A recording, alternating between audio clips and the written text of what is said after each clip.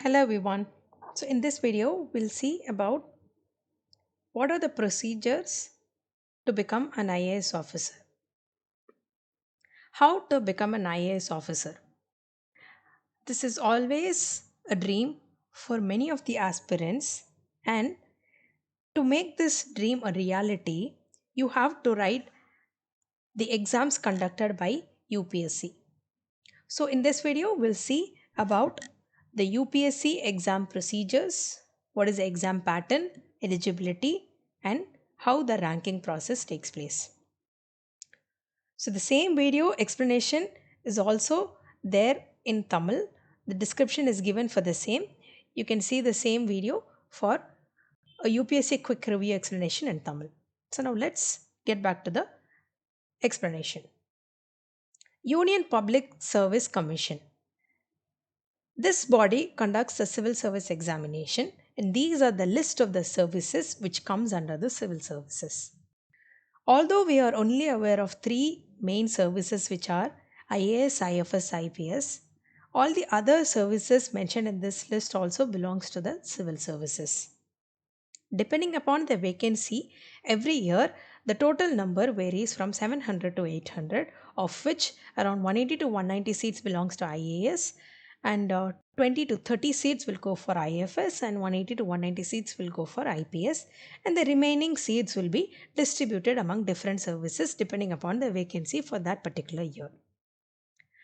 The basic eligibility criteria for the UPSC examination: for age, it is if it is general category 21 years to 32 years. For OBC, it is 21 to 35, and for SC/ST, it is 21 to 37. And the total number of attempts for general category, it is only 6 attempts. For OBC, you have 9 attempts, and for SC/ST, you have unlimited attempts up to the age of the maximum age, which is 37 years. You should have a minimum of one graduate degree as an educational qualification, and for IAS, IPS, and IFS services, additionally, you have to be an Indian citizen for these three services. For all the other services, there are other applicants like migrants and refugees. For the detailed references, you can download the brochure from the UPSC website and check the eligibility criteria. So, in short, the age, number of attempts, and educational qualification, these are the main crisp details for eligibility criteria. Exam pattern. Exam consists of three parts. First one is prelims, which is for 400 marks. Then you have mains, which is for 1750 marks. And then you have an interview, which is for 275 marks. Out of the 400 marks, the prelims paper, you have two papers, paper 1 and 2. Paper 2 is of qualifying nature, which means only if you clear paper 2, you can, they will even correct the paper 1, which will go for merit ranking for the mains. Only for filtering the individuals from prelims to main, this prelims marks will be used, and for the final ranking, the prelims marks is not used. So paper 1, you have variety of subjects, which I'll explain in the subsequent slide. Paper 2, it is mainly of general knowledge, all the maths and mental ability, logical reasoning, thinking, everything will be covered in paper 2. So you have to get minimum of 33% of marks.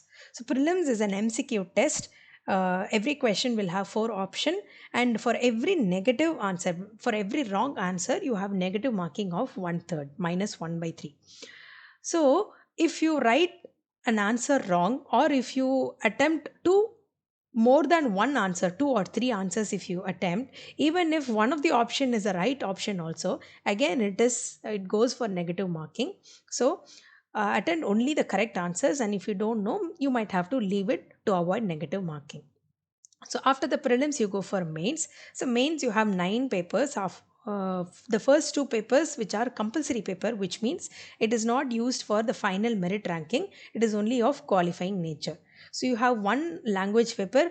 The language is you can select language from the language list given in the 8 to 12 language lists which are given, and then you have one more language paper, which is English language. Then you have 7 more papers, of which the first 5 papers you have essay and 4 general studies paper. Then you have the last 2 optional subjects. So optional subjects, again they have given a list of subject. According to your area of expertise, you can choose your optional subject. Once you're clear from the mains, after filtering the individuals from mains, you will be going to the interview. So interview consists of comprised of 275 marks. So now mains, only these seven papers are of qualifying nature, which means only these seven papers, the marks which you have got for the seven papers along with the interview, that will go for the final ranking.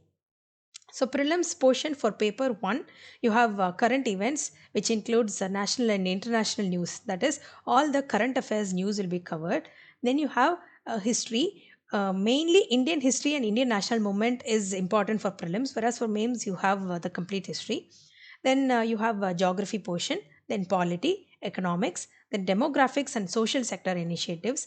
Mostly when you study a little bit of economics and the current affairs, demographics and social sector initiatives will be covered. Apart from that, you can also go through the Yojana and Kurukshetra magazine to know the social sector initiative details. Then you have environmental ecology and climate change. So of late there are many questions which they have started asking from geography and climate change point of view, so you cannot afford to miss that topic. Then you have general science, which includes almost all the latest technological advances. So if you are very consistent with the current affairs and that general science related to current affairs, it is very easy to cover the general science subject.